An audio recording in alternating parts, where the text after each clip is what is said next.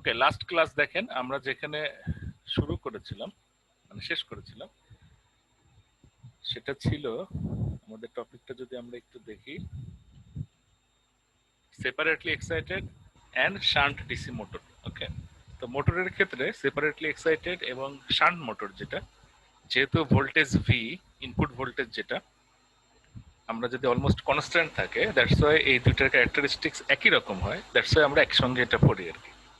ওকে, তো সেটা লাস্টে আমরা দেখেছিলাম যে টার্মিনাল ক্যারেক্টারিস্টিক্স মোটরের ক্ষেত্রে, টার্মিনাল ক্যারেক্টারিস্টিক্স হলো টর্কের সাথে স্পিডের কি হয়। তো টর্ক যত বাড়ে, অর্থাৎ লোড যত চাপানো হয়, ইনডিউস টর্ক তত বাড়ে। মেকানিজমটা কি গত ক্লাসে আলোচনা হয়েছিল। তাহলে কার্ভটা এরকম হয়, অলমোস্ট স্ট্রেট লাইন হয়। কিন্তু যদি আমরা তখন আর্মেচার রিয়াকশনকে ক্যালকুলেট করি, আর্মেচার রিয়াকশনের প্রভাবে যেটা হয়, ফ্লাক্স উইকেনিং, ফ্লাক্স উইকেনিং এর কারণে স্পিডটা বেড়ে যেতে থাকে আর কি মোটরের মধ্যে। দ্যাটস ওয়াই তখন কার্ভটা এরকম স্ট্রেট না হয়, একটু বেন্ড হয়ে অলমোস্ট দেখেন আবার স্পিড উপরের দিকে উঠতে থাকে আর কি, এরকম হয়। তো এখানে শেষ হয়েছিল লাস্ট ক্লাস। আজকে আমরা অঙ্ক করব এই শান্ট মোটরের উপরে। It's very important. And also non linear analysis আমরা শুরু করব। তো নন লিনিয়ার অ্যানালাইসিস বলতে আমরা যেটা বুঝি যে আমাদের যে প্রতিটা মোটরের যে ম্যাগনেটাইজেশন কার্ভটা থাকে, সেটা কিন্তু অ্যাকচুয়ালি আসলে নন লিনিয়ার একটা কার্ভ। ওকে, আমরা সাধারণত জানি যে ইএ সমান সমান কে ফাই এন, অর্থাৎ স্পিড এবং ফ্লাক্স যত বাড়বে লিনিয়ারলি ইএ বাড়ার কথা, বাট একটা সার্টেন পর্যায়ে যে আর ফাই তো আর বাড়তে পারে না আর কি, দ্যাটস ওয়াই ইএটা স্যাচুরেটেড হয়ে যায়। তো আমরা যখন এই ম্যাগনেটাইজেশন কার্ভটাকে ব্যবহার করে প্রতি মুহূর্তে তার অ্যাকচুয়াল ই এর ভ্যালুটা কি এবং করেসপন্ডিং আদার ক্যালকুলেশনগুলি করি, সেটাকেই বলা হয় নন লিনিয়ার অ্যানালাইসিস আর কি। তো সেটার জন্য আমাদের বেসিক্যালি দুটো ইকুয়েশনের হেল্প লাগে। একটা হলো সেই লিনিয়ার স্পিডের ইকুয়েশন, অর্থাৎ একটা বেজ স্পিডের জন্য ইয়ে কত, স্পিড বাড়লে কি কমলে কি, সেটা এই রিলেশন থেকে বের করা যায়। আর একটা হলো যে আমরা যখন আর্মেচার রিয়াকশনকে ক্যালকুলেট করি, আর্মেচার রিয়াকশনের ইফেক্টটা হলো টোটাল ফ্লাক্সকে তারা কমায় দেয়। এটার কারণে যে ম্যাগনেটাইজেশন কার্ভে ঠিক কোন আইএফ এর কারণে কোন ইয়েটা আমি পাচ্ছি সেটা আমাকে বের করতে হয়। সেটার জন্য যে ইকুয়েশনটা আমরা ব্যবহার করি সেটা হলো এই যে এমএমএফ এর ইকুয়েশন, নেট এমএমএফ সমান সমান MMF produced by field minus MMF produced by armature reaction. Okay, এইটার করেসপন্ডিং যে আইএফ ম্যাগনেটাইজেশন কার্ভে আমার যে আইএফটা সেটা আমি বের করতে পারি, আইএফ প্রাইম, যেটা অবশ্যই আইএফ এর চেয়ে কম হবে। ওকে, ডিপেন্ডিং অন কোন মেশিন সেটার ক্ষেত্রে অবশ্যই, বাট এটা আমি ধরে নিচ্ছি শান্ট মেশিন, সো এখানে আইএফ এর চেয়ে আইএফ প্রাইম অবশ্যই কম হবে, যেহেতু সেটা থেকে আমি আর্মেচার রিয়াকশনের কারণে যে এমএমএফটা প্রডিউস হয় তাকে এই কয়েল সংখ্যা দিয়ে ভাগ দিলে একটা কারেন্ট পাই। তার মানে আর্মেচার রিয়াকশনের ইফেক্টটা আমি আসলে এক্স এক্সিস বরাবর ফিল্ড কারেন্টে কনভার্ট করে সেটাকে ব্যাকে যে করেসপন্ডিং ইয়েটা আমি ক্যালকুলেট করি আর কি।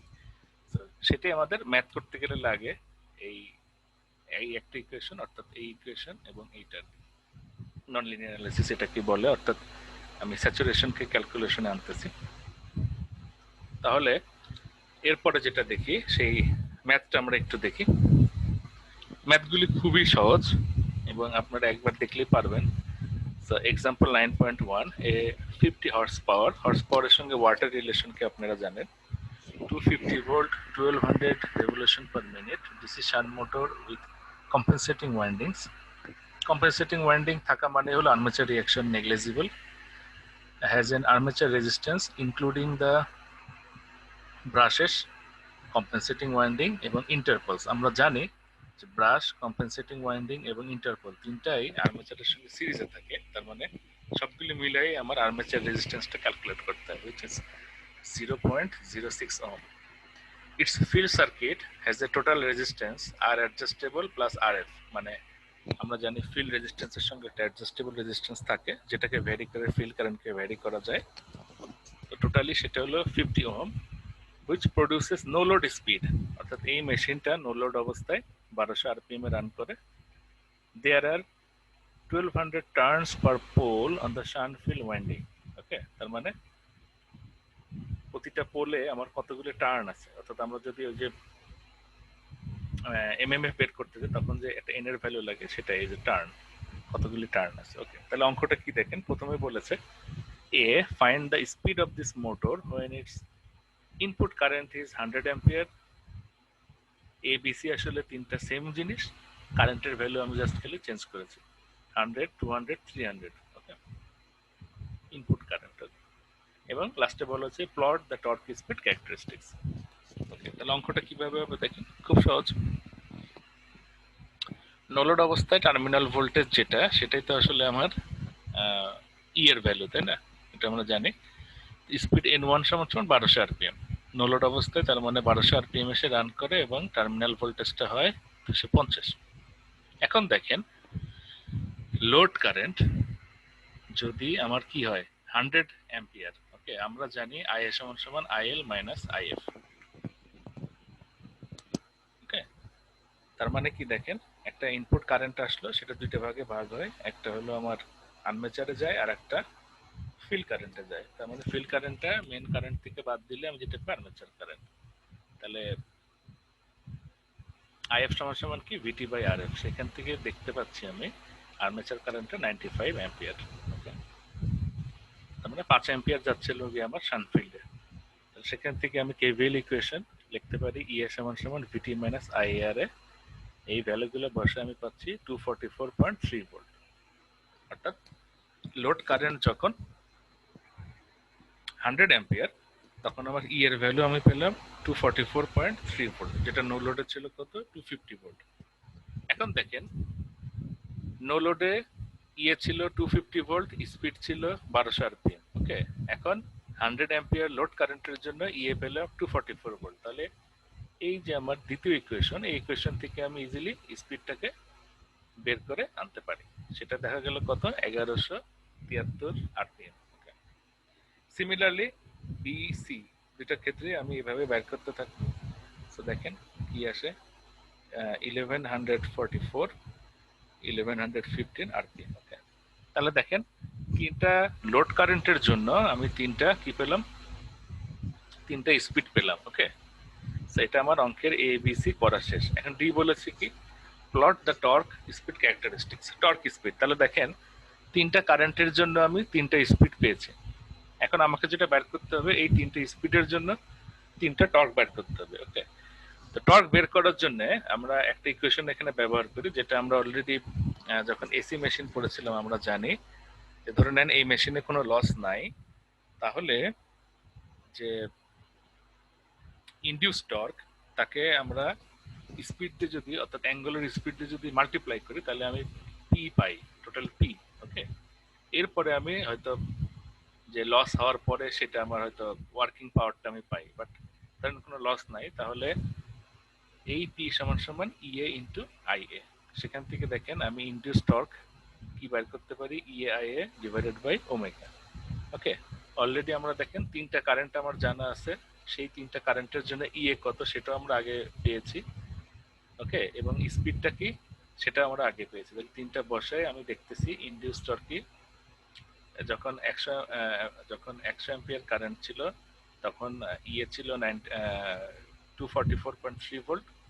ওকে, 100 অ্যাম্পিয়ার লোড কারেন্ট ছিল, করেসপন্ডিং আইএ পেয়েছিলাম 95 অ্যাম্পিয়ার এবং স্পিড পেয়েছিলাম 1173 রেভলিউশন পার মিনিট। সেটা বসায় এবং একটা জিনিস এখানে খেয়াল করে দেখেন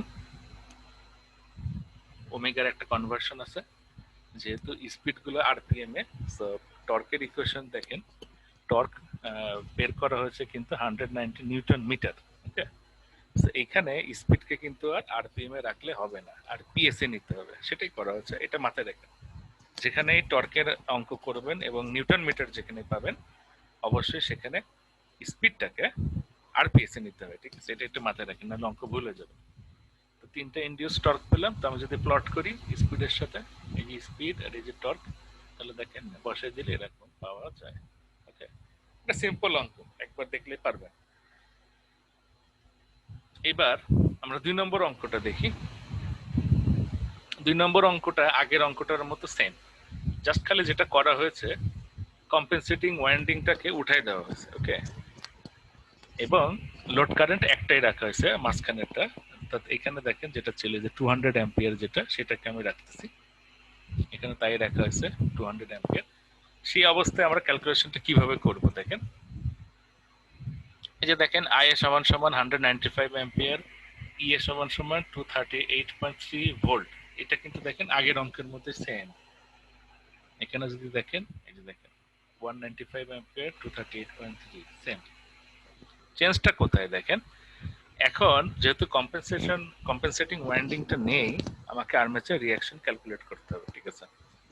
আর্মেচার রিঅ্যাকশন ক্যালকুলেট করতে হলে আমাদেরকে কি দেখতে হবে, সেটা হলো এই আর্মেচার রিঅ্যাকশনের কারণে ফ্লাক্স উইকেনিং হবে। উইকেনিং হলে এই যে অ্যাকচুয়াল ইয়ে যেটা তার চেয়ে কম ইয়ে হওয়ার কথা, তাই না? তো সেই কম ইয়েটা কিভাবে বের করতে হবে, এই আর্মেচার রিঅ্যাকশনকে ক্যালকুলেট করে তার করেসপন্ডিং ফিল্ড কারেন্ট আমি বের করব। সেই করেসপন্ডিং ফিল্ড কারেন্ট থেকে আমি ম্যাগনেটাইজেশন কার্ভ থেকে ই এর ভ্যালুটা বের করব। তো সেটা দেখি কিভাবে করে।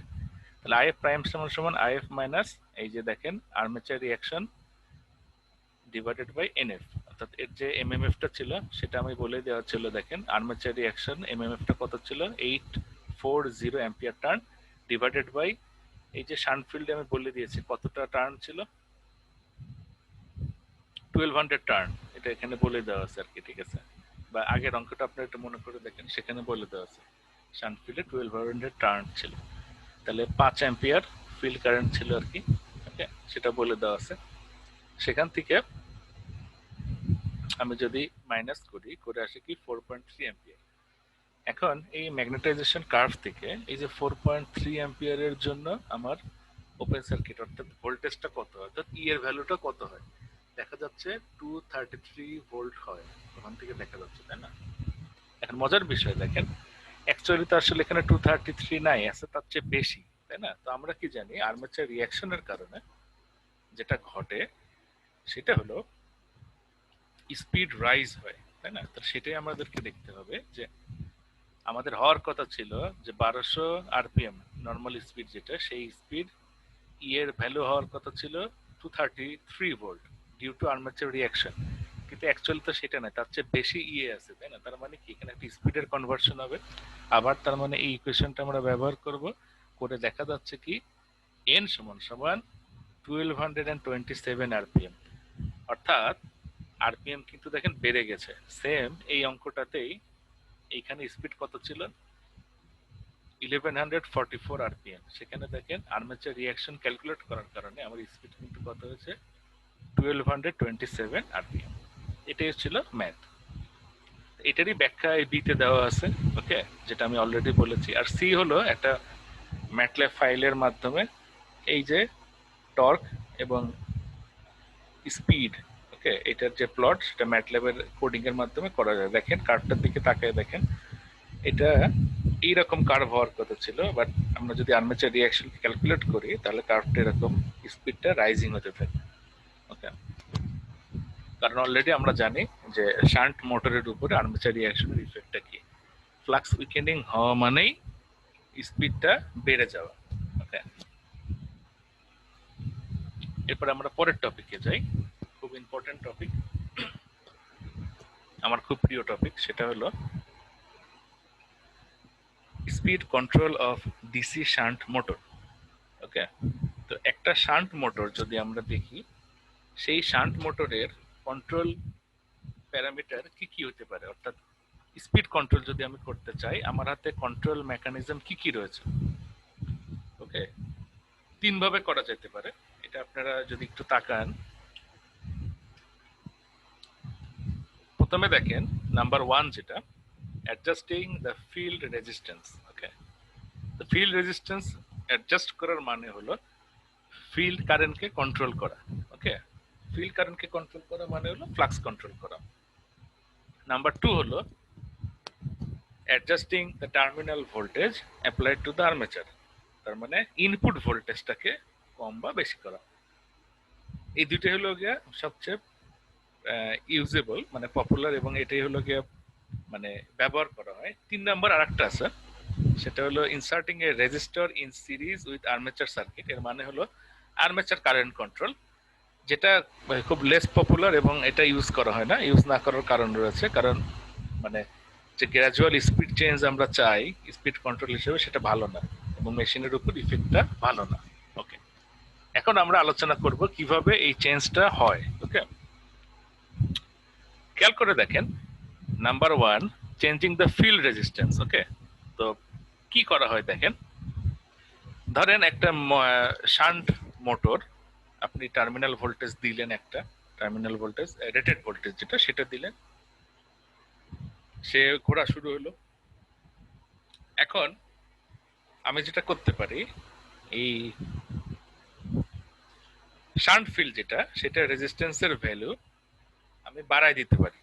ওকে, বাড়ায় দিলে যেটা হবে, এই রেজিস্ট্যান্সকে আমি ইনক্রিজ করলাম, অ্যাজ এ রেজাল্ট যেটা হবে, শান্ট ফিল্ড কারেন্টটা কমবে, তাই না?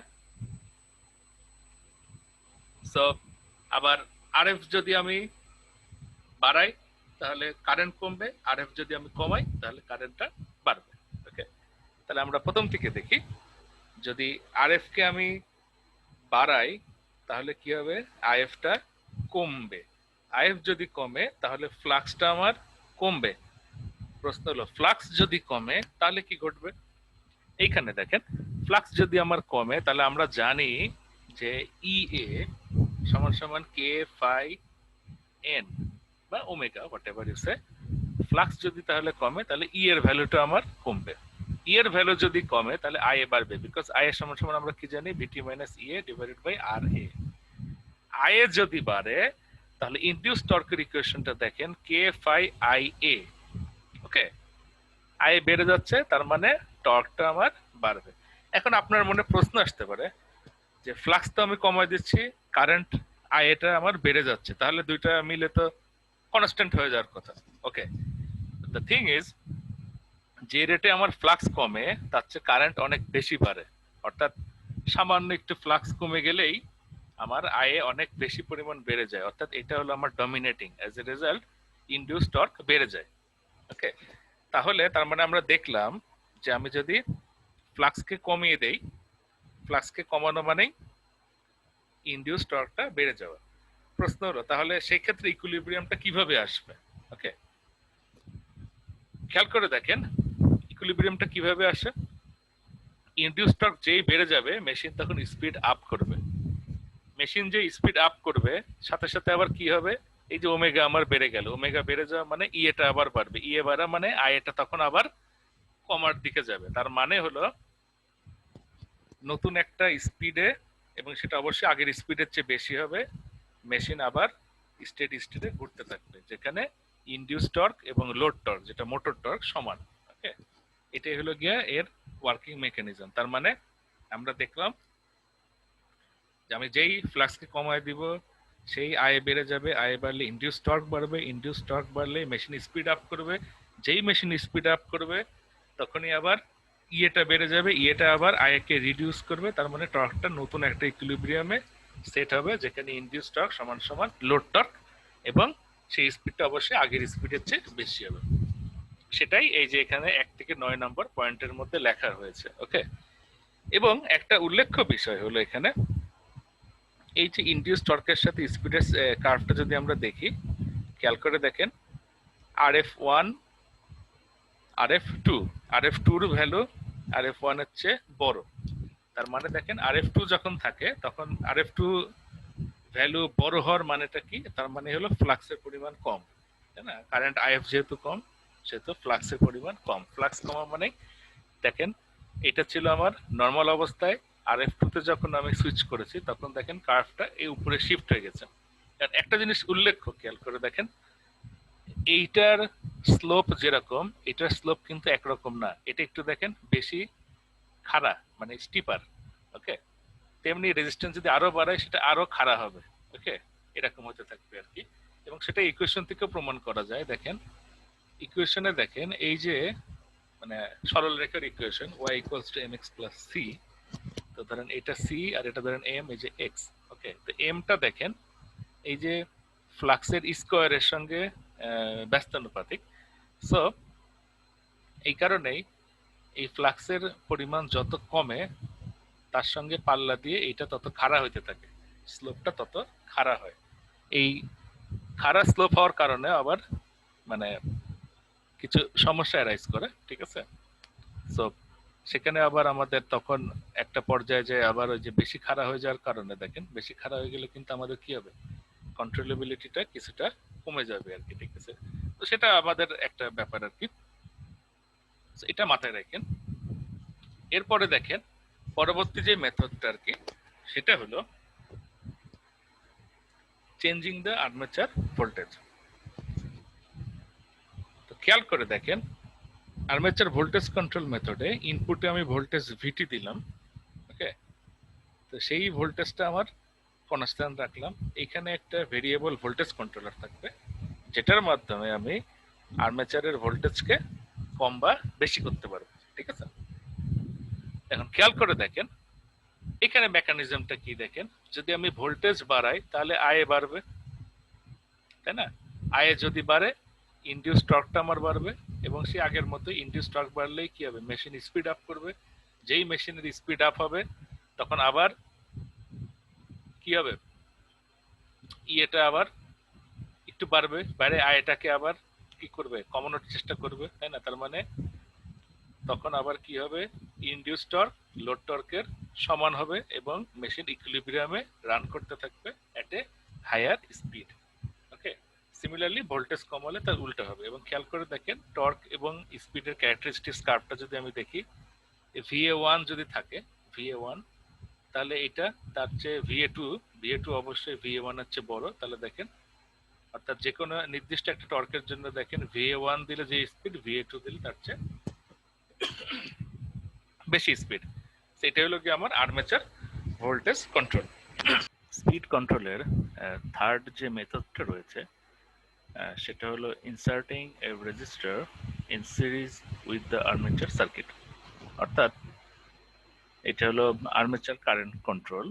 আর্মেচারের সাথে আমরা সিরিজে যদি একটি রেজিস্ট্যান্স কানেক্ট করি তাহলে সেই রেজিস্ট্যান্সের ভ্যালু কম বা বেশি করে আমরা আর্মেচার কারেন্টকে কন্ট্রোল করতে পারি। এবং আর্মেচার কারেন্টকে যদি কন্ট্রোল করা যায় তাহলে টর্ক কন্ট্রোল করা যাবে এবং অ্যাজ ওয়েল অ্যাজ স্পিডটাও চেঞ্জ হবে। তো এই পদ্ধতিটা খুব বেশি ব্যবহার করা হয় না, কারণ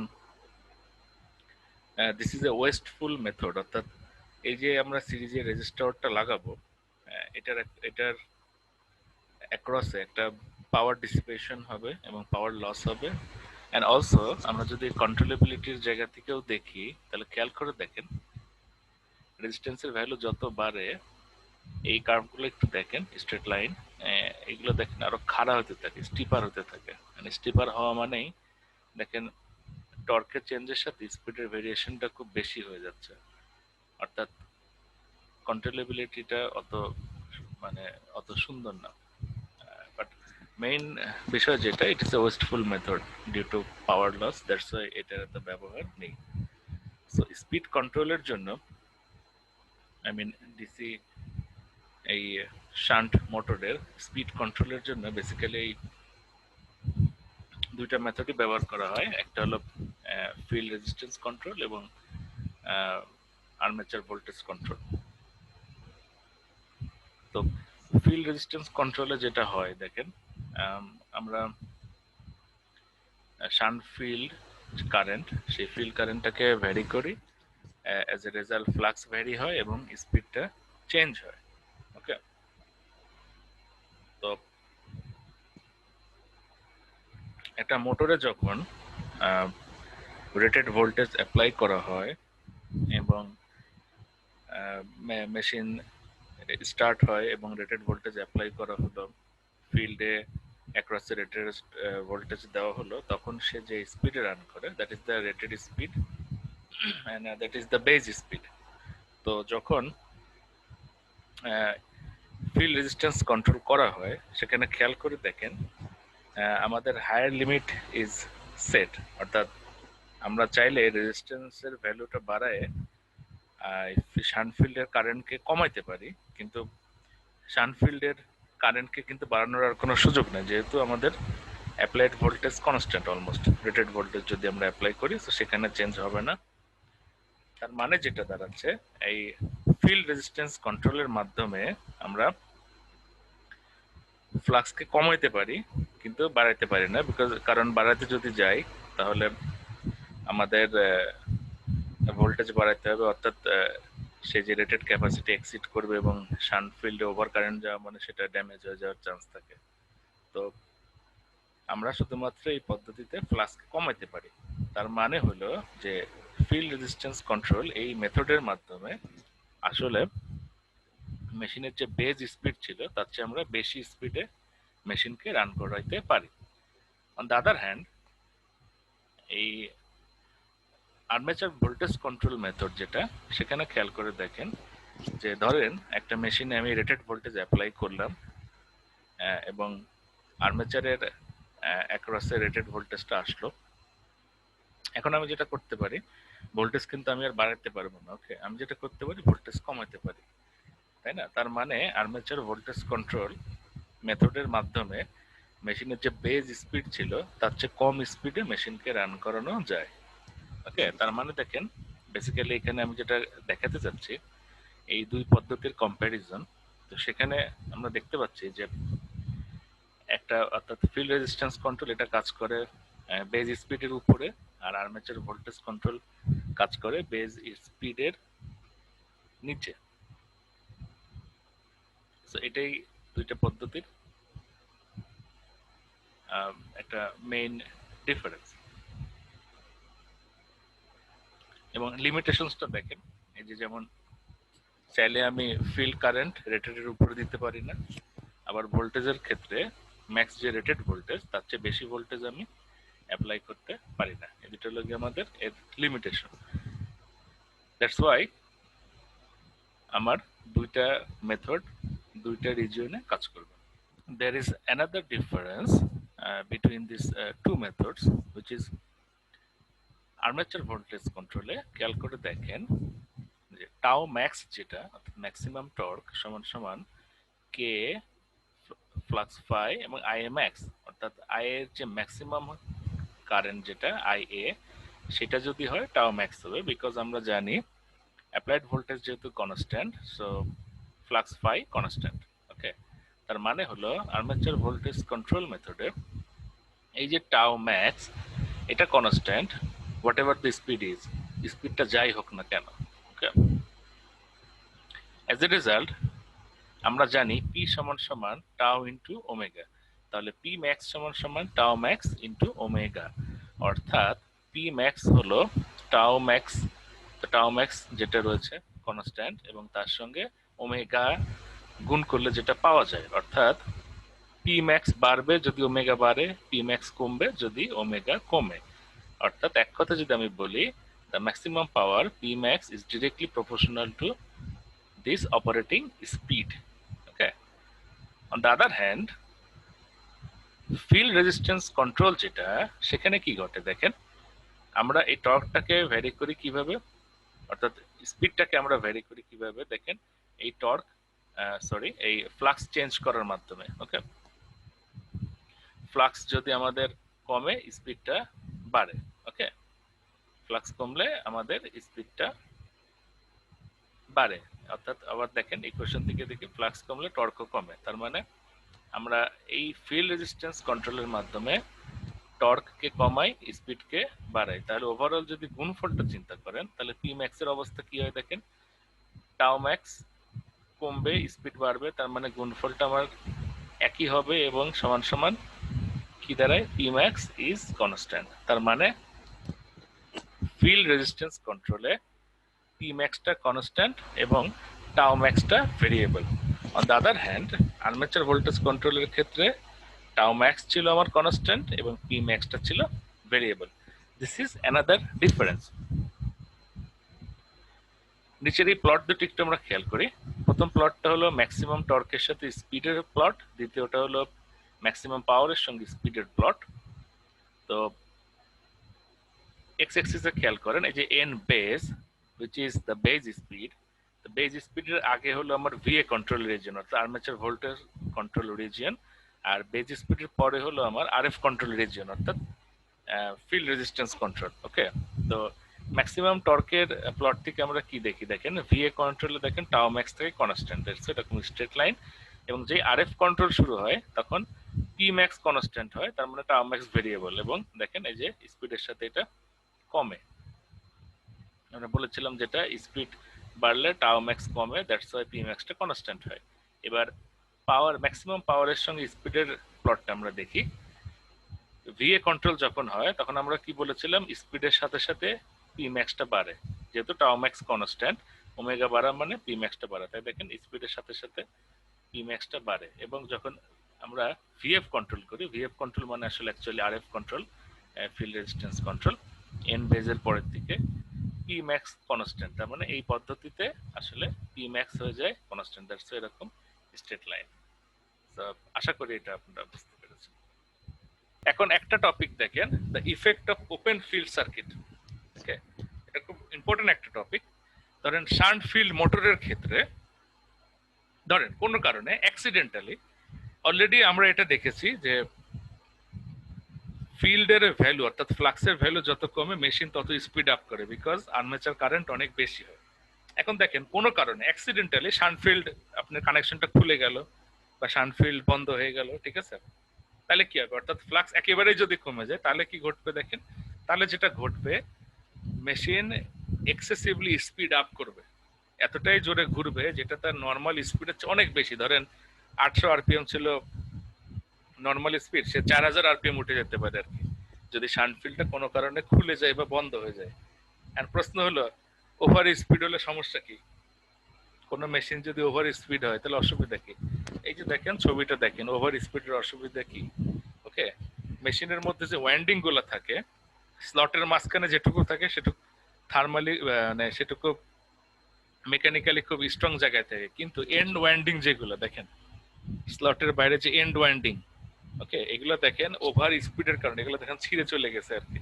ওকে, অ্যাজ ওয়েল এজ এই যে বিয়ারিং আছে সেখানে ক্ষতি হবে, মানে ওভারঅল মেশিনটা ড্যামেজ হবে। Over speeding is not good, এবং এই কন্ডিশনকে বলা হয় রান অ্যাওয়ে। ওকে, অর্থাৎ ফ্লাক্স যদি ধরেন আপনার কমে গেছে, তাহলে স্পিডটা যদি ওভার স্পিড হয়ে যায় আর কি। এবং শুধু যে শান্ট ফিল্ড খুলে গেলে এই স্পিড আপ হবে তা না, আমার যদি কোনো মেশিনে আর্মেচার রিয়াকশন এক্সেসিভ হয়, এক্সেসিভ আর্মেচার রিয়াকশন যদি হয় তাহলে যেটা ঘটবে ফ্লাক্স উইকেনিং হবে। আর ফ্লাক্স উইকেনিং যদি হয় তাহলে এইরকম এক্সেসিভ স্পিড বেড়ে যাবে, which is very harmful for the machine. Okay, তো এইটার সলিউশন কি? এই যে থার্ড প্যারা এখানে সেটা বলা হয়েছে, সলিউশনটা খুব সহজ, আমরা কম্পেনসেটিং ওয়াইন্ডিং দিয়ে আর্মেচার রিয়াকশনকে দূর করতে পারি, but it is costly. So সবসময় যে কম্পেনসেটিং ওয়াইন্ডিং থাকবে তা না। যেটা আমরা নর্মালি করতে পারি, আমরা মেশিনকে কম্পাউন্ড মেশিন তৈরি করতে পারি, এবং কিউমুলেটিভলি কম্পাউন্ড মেশিন, অর্থাৎ মেশিনের সঙ্গে খুব অল্প 1 টার্ন 2 টার্ন 3 টার্ন বা ফিউ টার্নস আমরা একটা সিরিজ ফিল্ড দিয়ে দিলাম। সিরিজ ফিল্ড থাকলে আর্মেচার কারেন্ট যত বেশি হবে ফ্লাক্সটা তত বেশি থাকবে, অ্যাজ এ রেজাল্ট মেশিনকে কখনোই কি করতে দিবে না, এক্সেসিভ স্পিড অর্থাৎ ওভার স্পিড হতেছে দিবে না। এটা একটা খুব ইজি এবং চিপেস্ট সলিউশন। এটা দিয়ে সে কি করা হয়, স্টেবিলাইজড করা হয় মোটরকে আর কি, ঠিক আছে, সেটা এখানে বলা হয়েছে। তো এই ছিল আমাদের শান্ট মোটরের অ্যানালাইসিস। নেক্সট ক্লাসে আমরা দেখবো হলো permanent magnet motor, series motor and compound motor. Okay, তো আজকে এইটুকুই। এখন কারো কোনো কোশ্চেন থাকলে করতে পারেন।